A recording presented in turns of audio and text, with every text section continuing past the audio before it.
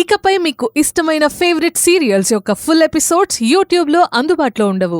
కేవలం సన్నెక్స్లో మాత్రమే ఫ్రీగా చూడొచ్చు.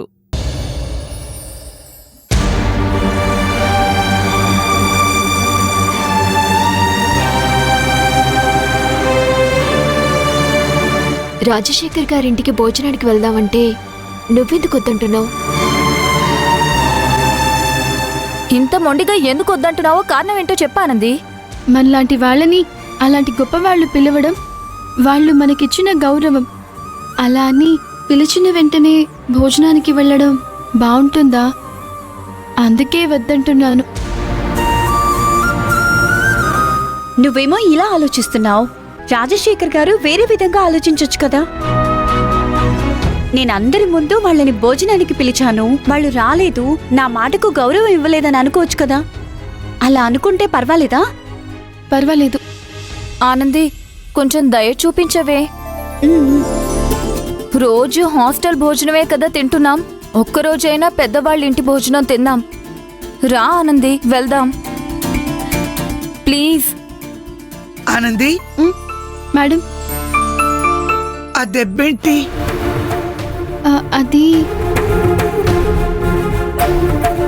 అది మా కంపెనీలో తగిలింది మేడం గారు. నాకు జరిగిన విషయాలన్నీ తెలుసా ఆనంది?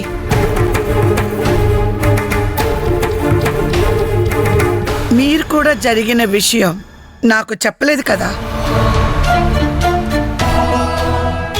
అది కాదు మేడం గారు, అసలు ఏం జరిగిందంటే... నువ్వు మాట్లాడకు. కొంచెం కూడా ప్రాణభయం లేదా మీకు? ఇలాగైనా మీరు రిస్క్ తీసుకునేది?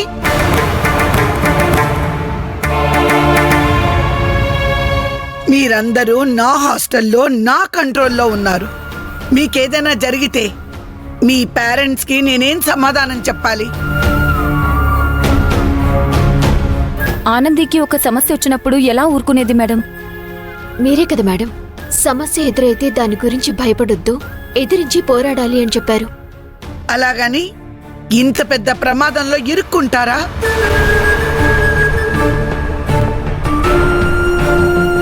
మీ మీద ప్రేమతో చెప్తున్నాను, ఇక మీదటైనా జాగ్రత్తగా ఉండండి. అర్థమైందా? సరే మేడం. అలాగే మేడం. అవును, మిమ్మల్ని కాపాడి తీసుకొచ్చింది ఎవరు? ఆనంది పనిచేసే కంపెనీలో ఓనర్ మేడం. రాజశేఖర్ గారు, ఆయన కొడుకు మహేష్ మమ్మల్ని కాపాడి తీసుకొచ్చారు మేడం.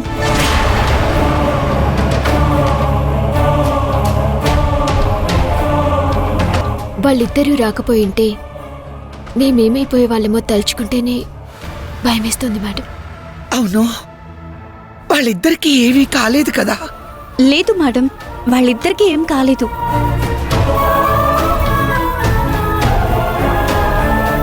ఆనంది, అందరూ సేఫ్గా వచ్చేశారు కదా, మరి నువ్వేంటి డల్లుగా ఉన్నావు? ఆ దెబ్బేమైనా నొప్పిగా ఉందా? లేదు మేడం, అలాంటిదేమీ లేదు. తను ఎందుకలా ఉందో అసలు విషయం నేనే చెప్తాను మేడం. నేను చెప్పాలనుకుంటే ఆపుతుంది మేడం. నువ్వు సైలెంట్గా ఉండు ఆనంది. నువ్వు చెప్పు. రాజశేఖర్ గారు మా నలుగురిని భోజనానికి పిలిచారు మేడం. ఆనంది ఏమో వెళ్ళకూడదు అంటుంది. నువ్వు పల్లెటూరు అమ్మాయివి, కొన్ని విషయాలు నీకు అర్థం కావు. పెద్దవాళ్ళు మనకి గౌరవం ఇచ్చి పిలిచినప్పుడు మనం వెళ్ళాలి. అప్పుడే మనం వాళ్ళకి విలువ ఇచ్చినట్టుంటుంది. అలా కాదు మేడం, వాళ్ళు గొప్పవాళ్ళు. ఏదో మాట వరుసకి పిలిచారు, వెంటనే వెళ్ళిపోతే బాగోదు కదా. అందుకే వద్దన్నాను. అది పద్ధతిగా ఉండదు కదా మేడం. వాళ్ళకి చిన్న పెద్ద తేడా అంటూ ఏమీ ఉండదు. వాళ్ళు నీకు గౌరవం ఇచ్చి పిలిచారు, వాళ్ళ మాటకి మర్యాద ఇచ్చి వెళ్ళిరా. అలా చెప్పండి మేడం. ఏంటి నువ్వు మేడమే వెళ్ళమంటున్నారు, ఇంకా ఆలోచిస్తున్నావు? ఓకే చెప్పు. సరే, వెళ్దాం.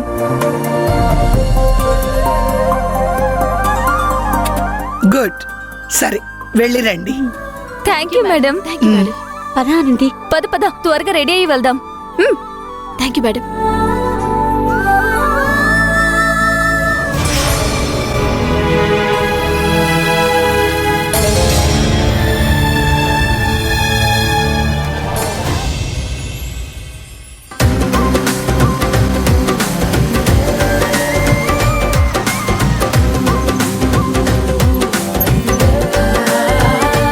అలా ముందుకు నడుచుకుంటూ వెళ్తే ఒక చిన్న దారి కనపడుతుంది. అటుగా వెళ్ళామంటే ఊరు పొలిమేర వస్తుంది. అదే ముత్యాలమ్మపేట. థ్యాంక్స్ అండి.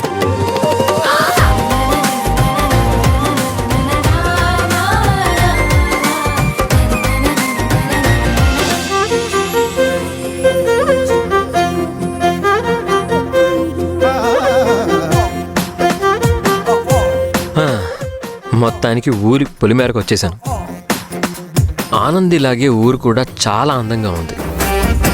ఇప్పుడు ఊరిలోకి వెళ్ళి ఆనంది ఇల్లు ఎలా తెలుసుకునేది? ఎవరికీ తెలియకుండా ఆనంది సైకిల్ని ఎలా కొట్టేసేది?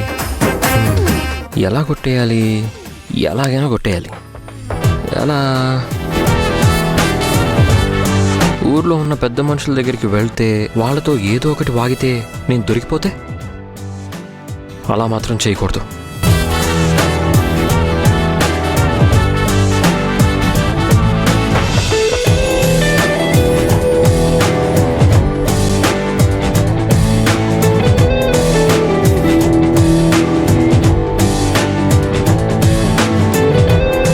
పెద్ద మనుషుల దగ్గర ప్రాబ్లం అయితే చిన్న పిల్లల దగ్గర సొల్యూషన్ వెతుక్కోవాలేంటి? సొల్యూషన్ దొరికినట్టే. ఇప్పుడు ఇదే జోష్లో ఆనంది సైకిల్ కూడా కొట్టేసి ఆ తర్వాత ఆనంది మనసు గెలుచుకుంటాను.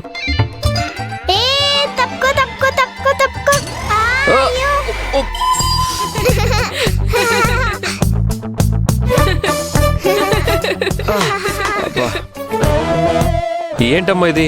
కొంచెం చూసుకొని రావచ్చు కదా. చూసుకుంటూ వచ్చాను కాబట్టి తప్పుకో అని నచ్చాను, కానీ మీకే ఏం పర్లేదు. అయినా తప్పంతా నీదే, అందుకే ఇలా పడిపోయావు. పడింది చాలే కానీ లేచి పక్కెళ్ళు, మేము ఆడుకోవాలి. కింద పడుకొని ఫోజులు ఇస్తున్నావు. రే ఏంట్రా ఎక్కువ చేస్తున్నారు? నన్ను గుద్దింది కాకుండా మళ్ళీ నన్నే అంటున్నారా? కేవలం చిన్నపిల్లలన్న ఒకే ఒక్క మాటతో వదిలేస్తున్నాను, లేకపోతేనా? ఏం చేస్తావు? నువ్వేం చేయలేవు. ఇది మా అడ్డ, మేము ఈ ఊరికి లోకల్. అయినా మా సైజ్ చూసి చిన్నపిల్లలు అనుకుంటున్నావేమో. అంత లేదమ్మా. అరే మన గురించి చెప్పండ్రా. ఈ ఊర్లో చందాలు వసూలు చేసే దగ్గర నుంచి కుంభాభిషేకాలు చేసేదాకా అంతా మాదే, తెలుసా నీకు? వయసులో చిన్నపిల్లలమే కావచ్చు, ఆలోచనలో మేము చాలా పెద్దవాళ్ళం. అమ్మో, అనవసరంగా వీళ్ళ నోట్లో నోరు పెట్టాను. వీళ్ళు పిల్లలు కాదు, పిడుగులు.